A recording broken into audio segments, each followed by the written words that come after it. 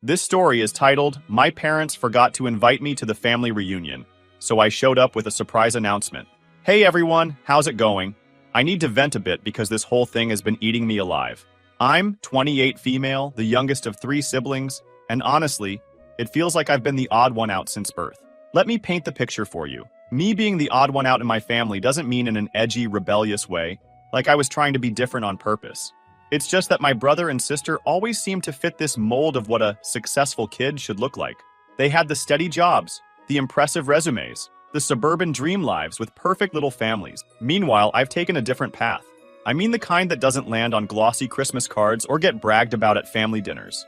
My brother, Ryan, 35 male, and works as a marketing executive. He's got one of those jobs where nobody really understands what he does, but they all assume it's important, because he's always on Zoom calls and talking strategy. He married his college sweetheart, and now they've got 2 adorable kids and a house straight out of a home renovation show. Then there's my sister, Emily, 32 female, an engineer, and married to an equally successful guy who might as well be an engineer too, based on how analytical and detail-oriented he is. They're the kind of people who host dinner parties with matching dinnerware and themed desserts. And then there's me. I left my corporate job 2 years ago to start freelancing as a graphic designer. It's nothing flashy. I design logos, branding materials, and digital assets for small businesses. It's not the kind of thing that will make me rich, but I love it. It's enough to pay the bills and keep me happy, which, as far as I'm concerned, is the point of life. I live with my boyfriend of 5 years, Ethan, in a small rented house.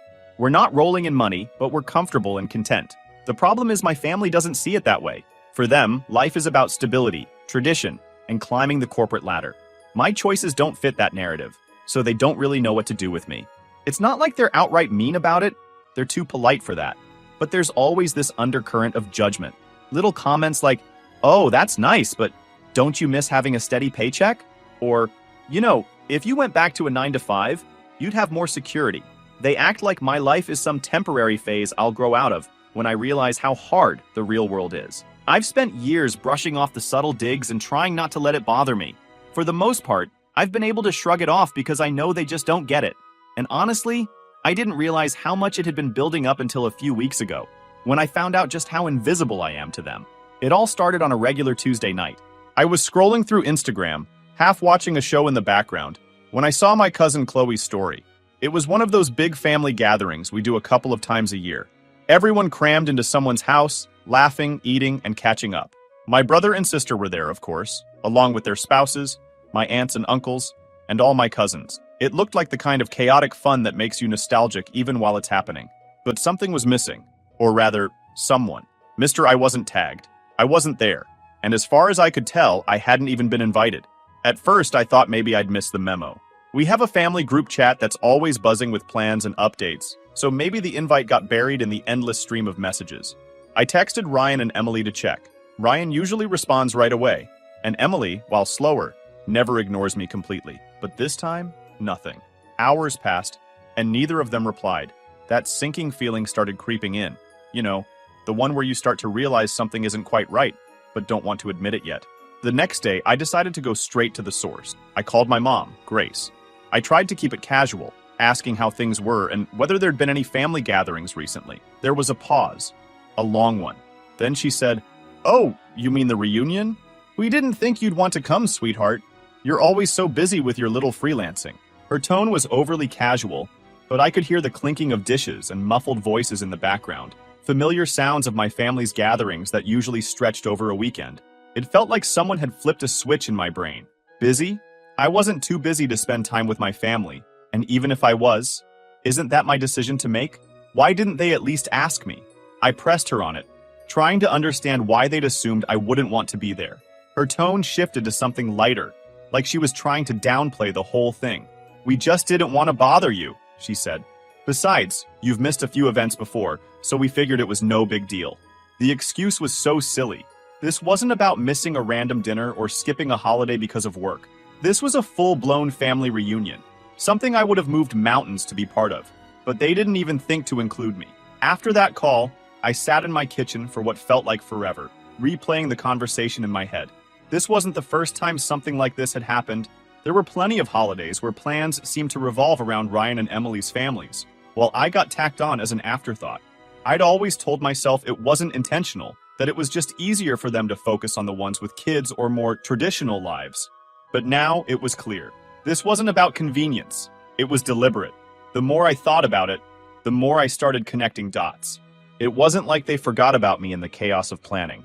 No, this was intentional. They'd decided I didn't belong there, at least not enough to make an effort to include me. And honestly, that stung more than I wanted to admit.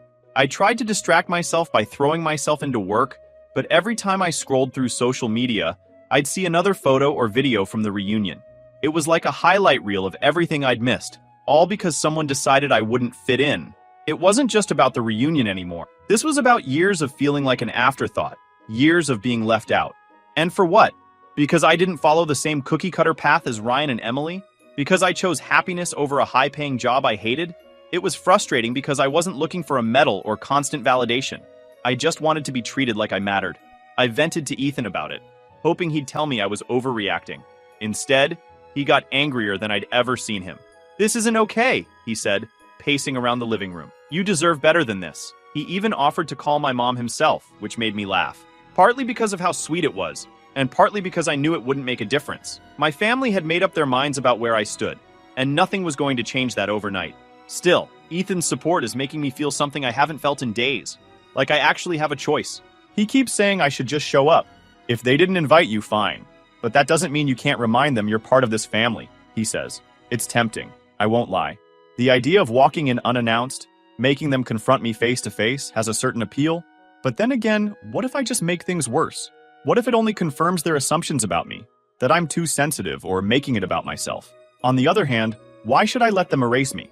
A part of me feels like showing up isn't about revenge, but about standing my ground. About saying, I'm here, and I'm not going to disappear quietly. And if I do decide to show up, I have a reason that feels bigger than the drama. Ethan and I got engaged a few weeks ago. We haven't told anyone yet because I've been waiting for the right moment to share it in person with my family. But now, it feels like that right moment isn't going to come unless I make it happen. But here's the thing. What if showing up isn't the answer? I mean, if they want to exclude me, maybe I should let them. Maybe that's the only way to keep my sanity intact. The reunion is still going on for a few more days, so it's not like I've missed my chance to crash it. I still have time to decide.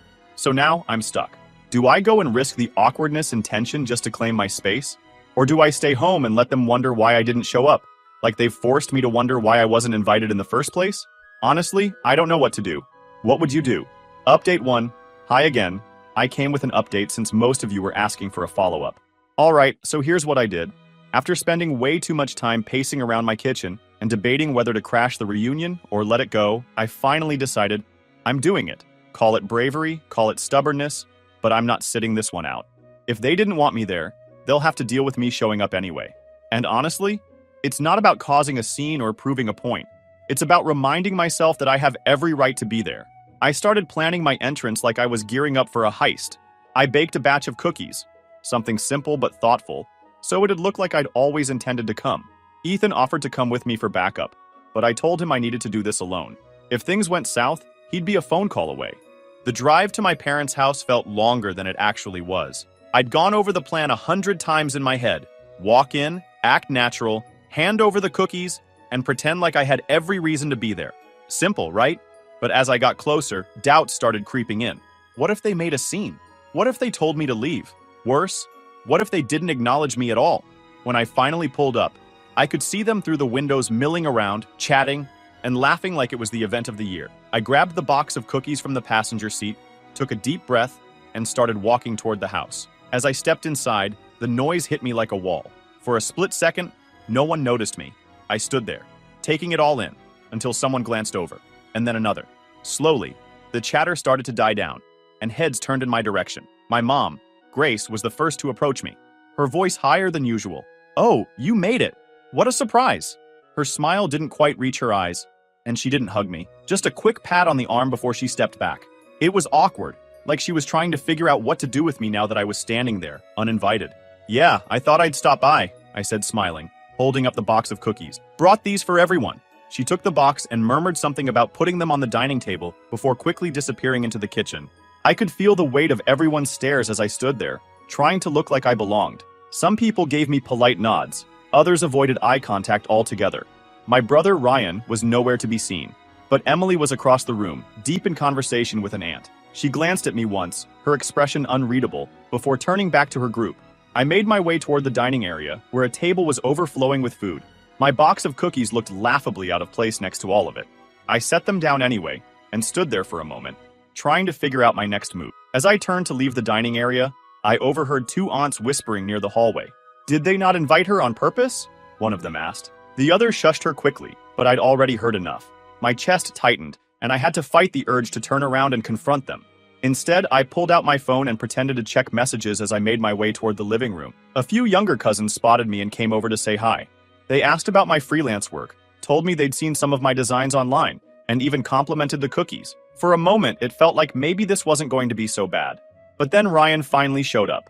He saw me and froze for a split second before plastering on a polite smile. "Oh, hey," he said. "Didn't know you were coming. Thought I'd surprise everyone," I replied, matching his tone. The atmosphere shifted again about an hour in.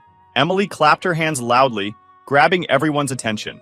"Hey everyone, I have some exciting news to share," she announced, her face lighting up.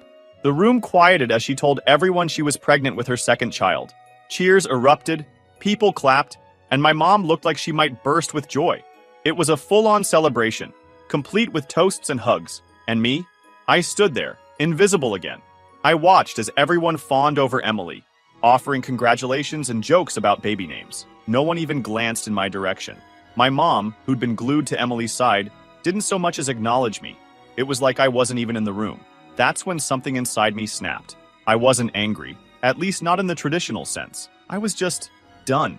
Done being overlooked, done being treated like I didn't matter. If they weren't going to include me, I'd force them to see me. So I did what any self-respecting, forgotten family member would do.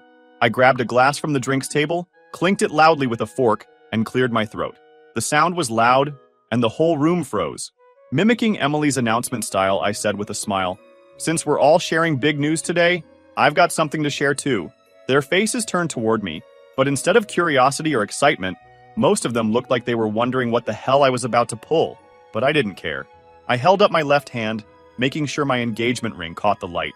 "I got engaged 2 weeks ago," I said, my voice steady despite the fire burning in my chest. Although, I guess no one here would have known since I wasn't even invited. That part hit like a bomb. For a moment, no one said anything, and I could feel the weight of their stares. A few scattered claps eventually broke the silence, mostly from my younger cousins, who looked like they were genuinely happy for me. But the energy? It wasn't even in the same universe as the excitement Emily got for her big news. My mom's face tightened, and she forced out a thin smile that practically screamed damage control. "Oh, that's lovely," she said. "Why didn't you tell us sooner?" I met her gaze and replied, "I didn't think you'd care." Ryan, who'd been standing near the kitchen doorway, stepped forward, his expression hard. "This isn't about you," he said sharply. "You always have to make everything about yourself. This wasn't the time for that," Emily hissed, her eyes darting around as though I'd embarrassed her in front of the neighbors. She continued, "You couldn't just let me have one moment," she said. And just like that, I realized they weren't mad about my announcement. They were mad that I dared to disrupt their picture-perfect narrative. It wasn't about my engagement or my absence at all. It was about control, about keeping me in my place. And in that moment, I knew I wasn't going to stay quiet anymore. I refused to back down. I ignored Emily and replied to my brother, "Really? Because I don't remember getting an invite to this little party. But you all seem just fine without me." Emily looked down at her drink, avoiding eye contact, while my mom's polite mask started to crack. Before she could say anything, though, one of my cousins, Chloe, spoke up. "She has every right to be upset," Chloe said, her voice firm. "If you didn't invite her, what did you expect?" Her words hung in the air, and for the first time, it felt like someone else understood. It wasn't much, but it was enough to crack the carefully constructed facade my family had been holding together. Still, I knew when my point had been made. I wasn't about to stick around and let them spin this into another round of, "Look how dramatic she is." Ryan wasn't done. "You can't just show up and hijack the night like this," he said, his voice rising. I stood there for a moment, letting their accusations and excuses bounce off me. Then I grabbed my coat. "You know what?" I said, my voice steady. "I thought tonight might be a turning point for us, but I see now I was wrong. Keep your perfect little bubble. I'm done trying to fit into it." I grabbed my coat and walked out without waiting for a response, slamming the door behind me. And as I stepped out, it hit me. I'd finally done it. For the first time in years, I stood up for myself. unapologetically, and damn, it felt good. By the time I got to my car, my phone was buzzing. A message from Ryan popped up. "You're being selfish as usual." I stared at the screen, feeling equal parts hurt and furious. Before I could overthink it, I typed, "And you're being predictable as usual," and hit send. It wasn't much, but it felt like the first step toward reclaiming my voice. As I drove home, I couldn't shake the thought, what happens next? Ethan and I had been engaged for weeks, but the idea of planning a wedding with them in the picture felt impossible. Who would I invite? My mom? Ryan? Emily? Did they even deserve to be there? Maybe it was time to stop waiting for them to treat me like family and start building the kind of family I actually wanted. When I got home, Ethan was waiting. He didn't bombard me with questions or push me to talk right away. He just hugged me, the kind of hug that feels like someone saying, "You're safe now." We sat on the couch, and I told him everything I expected him to be mad. But instead, he just listened. "You needed to do that," he said after I finished. "You've been holding this in for too long." He was right. But the thing is, standing up for myself in the moment had been the easy part. What came after was harder. The silence from my family was weird. No texts, no calls, nothing. For days, I waited for someone, anyone, to reach out. But it was like I dropped off the face of the earth. At first, I thought they were giving me space to cool off. Maybe they realized they'd messed up and were figuring out how to apologize. But as the days turned into a week, it became clear that wasn't the case. They weren't waiting to reach out. They were waiting for me to come crawling back. That's the thing about my family. They've always operated under this unspoken rule that nothing is ever their fault. If you're upset, it's on you to fix it. And for as long as I can remember, I've played along. But this time, I wasn't going to do it. I was tired of being the only one putting in the effort. Instead, I decided to focus on the people who actually cared about me. Ethan suggested we throw a small engagement celebration with friends and a few family members who had reached out after the reunion. I hesitated. It felt weird to celebrate something so personal without my parents and siblings there. But the more I thought about it, the more I realized they didn't deserve to be part of it. Not if they couldn't even acknowledge my news. We planned a cozy little gathering in our backyard. Just a few close friends, some. It wasn't anything fancy, but it was perfect. Ethan's family came, along with a couple of my cousins, including Chloe, who had quietly supported me through the whole mess. They brought warm smiles, hugs, and genuine excitement. It was the first time in a long time that I felt celebrated for just being me. During the party, Chloe pulled me aside. She'd been at the reunion and had witnessed the whole thing. "I'm sorry for how everyone treated you," she said. "You didn't deserve that. And for what it's worth, I think what you said needed to be said. I'm grateful that someone gets it, even if it's just one person. So yeah, this is where I am right now. I know my parents aren't going to let this slide. That I didn't invite them to the party isn't something they'll take quietly. What will they do next? I have no idea. But if anything happens, I'll update. For now, I'm just enjoying the peace while it lasts." Final update. Hey guys, I came back with an update. Well, the engagement party was exactly what I needed. For the first time in years, I felt genuinely celebrated, surrounded by people who actually cared about me. It was small, it was simple, and it was full of love. Everything my family gatherings never seemed to be. But of course, peace with my family was never going to last. A couple of days after the party, I got a text from Ryan. It was short and to the point. "We need to talk." I stared at the message for a while, debating whether to respond. Part of me wanted to hear him out, but another part of me wasn't ready to reopen that wound. Eventually, I replied with, "What about?" His response came almost immediately. "You made a scene at the reunion. It wasn't fair to Mom or Emily." There it was. No acknowledgement of how they'd treated me. No apology for excluding me. Just more deflection. I took a deep breath and typed out my reply. What wasn't fair was being excluded in the first place. If you want to talk, we can. But I'm not going to apologize for standing up for myself. He left me on read. Here's the rewritten version in past tense, casual, and bolder. A few hours later, my mom called. I picked up, already guessing what it was about. "So," she started, "why exactly weren't your father and I invited to your engagement party?" I almost laughed. "I didn't think you'd want to come," I said, throwing her line right back at her. "Don't you dare pull that!" she shot back. "We're your parents. Of course we should have been there. Do you know how embarrassing it is to hear about it from your cousin?" "Embarrassing? Like finding out about the reunion through Instagram?" I snapped. "You didn't invite me to that. So excuse me if I don't think you're dying to celebrate me." "That was different," she said. "We thought you were busy. But this was intentional." "You're right. It was intentional," I said.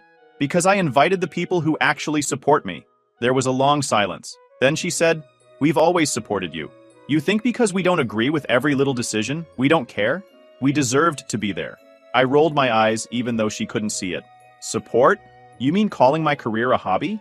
Leaving me out of family plans? Acting like I'm some extra who doesn't matter unless it's convenient? You don't support me. You support the version of me that doesn't exist.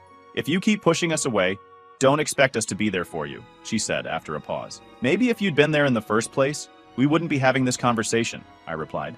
There wasn't much else to say after that. She muttered something about seeing how things were, and I hung up. Within a day of the call with my mom, the group chat, one I'd been conveniently left out of during the reunion planning, started buzzing again. This time, it wasn't just about family updates or random memes. It was about me. Apparently, Ryan and Emily had taken it upon themselves to frame the reunion drama as my fault. Messages like, "She turned the whole thing into a circus," and "It's always about her," started flying around. Chloe, who'd been quietly supportive of me since the party, sent me screenshots. I shouldn't have been surprised, but it still hurt seeing the words written out so plainly. "She's making this harder than it needs to be," Emily had written. Ryan followed up with, "She just wants attention." Typical. These were the same people who didn't think I deserved an invitation, who didn't even bother to ask how I felt about being excluded. And now I was the one making things difficult? Ethan noticed me pacing the living room, phone in hand, and asked what was going on. I showed him the messages. "Wow," he said. "They're really digging in." "Yep, and they're not even trying to hide it." He asked, "What do you want to do about it?" I was sick of letting them rewrite the narrative to make me the villain. "I'm going to call them out," I said. "If they want to talk about me like this, they can say it to my face. Or, I guess, to the group chat." I opened the group chat and scrolled through the endless messages about me. This is what I typed. "Interesting how I'm the one being blamed for causing problems when I wasn't even invited to the reunion. But sure, let's pretend I'm the issue here. Maybe instead of talking about me behind my back, you could have just included me in the first place." Before hitting send, I attached Chloe's screenshots just to make sure everyone saw the receipts. Then, with zero hesitation, I sent it and waited. It didn't take long for the chat to explode. Ryan was the first to respond naturally. "This isn't how families solve problems," he wrote, as if he hadn't been trashing me 5 minutes earlier. Then came Emily. "What did you think sharing those screenshots would do? You're just making everything worse." I replied, "Oh, I don't know, Emily. Maybe I thought it would expose the hypocrisy of you all playing victim after cutting me out. Funny how that works, huh?" Ryan started typing again. Probably another lecture about family loyalty, but I didn't stick around to read it. Instead, I opened my mom's contact, sent her a final message that simply read, "I hope this helps you understand why I'm done," and then blocked her. I went down the list. Ryan, Emily, even the group chat itself. One by one, I hit block, watching the connections disappear. When I was done, I tossed my phone onto the couch and let out a breath I didn't realize I'd been holding. "Feel better?" Ethan asked, leaning against the doorway. "Honestly? Yeah," I said, sinking into the cushions. "They'll probably find another way to spin this, but at least I don't have to deal with it directly anymore." He walked over, sitting next to me. "You stood up for yourself. That's what matters. Let them deal with their own mess now." For the first time in days, I felt a little lighter. My family wasn't going to change overnight. Maybe not ever. But I wasn't going to keep shrinking myself to fit their mold. If standing up for myself meant losing some connections, so be it. At least now, I could breathe. For now, Ethan and I are starting to talk about planning our wedding. We've been engaged for months now, but I keep avoiding the topic. Thinking about the details, especially the idea of involving my family, feels overwhelming. But now, after everything that's happened, I realize that I don't have to involve them. This day is ours, and we can plan it however we want, free from all the judgment and drama. We are planning to keep it small. Just a few close friends, Ethan's family, and the handful of cousins who've supported me through everything. No big venue, no elaborate guest list, just a simple ceremony in the backyard of a friend's house, surrounded by people who genuinely care about us. It's not what I imagined as a kid, but it feels right. It feels real. As for my family, I decide not to invite them again. It's not an easy decision, but it's necessary. They've made it clear, time and time again, how little they value me. So why should I give them a front row seat to one of the most important days of my life? I'm not rewarding their behavior with access to my happiness. Of course, word is already starting to get around. My mom, predictably, finds out through a cousin and calls me in a panic. "So, you're not inviting us as you did before?" she asks, like she can't believe it. "Yes, I'm not," I say simply. "Why?" she demands. "We're your family. Because this day is about celebrating the people who've been there for me, I reply. And right now, that's not you. She tries arguing, tries guilt-tripping me into changing my mind, but I hold firm. This isn't about punishing you, I tell her. It's about protecting myself. I need to do what's best for me. She doesn't take it well. She calls me ungrateful, accuses me of tearing the family apart, and claims I'm turning my back on the people who love me. But for once, I don't let her words stick. I'm not letting her rewrite the narrative again. It's strange, thinking about a wedding without the people who raised me. I won't lie and say it doesn't hurt sometimes. But when I picture the day in my head, I feel more peace than sadness. I see myself standing with Ethan, surrounded by love and support, and I realize that's what family is supposed to feel like. It's not about obligation or blood. It's about who shows up for you when it matters. The more distance I put between myself and my parents, Ryan and Emily, the less their opinions seem to matter. My mom's guilt trips don't have the same sting anymore. Ryan's sarcastic jabs feel hollow. And Emily's passive-aggressive social media posts? I don't even bother looking at them. I've got better things to do with my time. That's not to say it's easy. There are moments when I think about the good times we shared before everything got so complicated. I miss those fleeting versions of my family, the ones who made me laugh and made me feel like I belonged. But I've come to realize those moments don't define who they are now. The way they treat me today is what matters. And until they're willing to change, I can't keep pretending everything is fine. For now, I'm focusing on the future, on planning a wedding that feels right for us, and building a life free from their negativity. If they come around someday, maybe we can try again. But until then, I'm choosing to protect my peace, even if it means letting go. So here I am, choosing myself. It's not always easy, but it's worth it. Because at the end of the day, I've learned one thing. You don't have to settle for less than you deserve, even if it means walking away from the people you thought would always be there.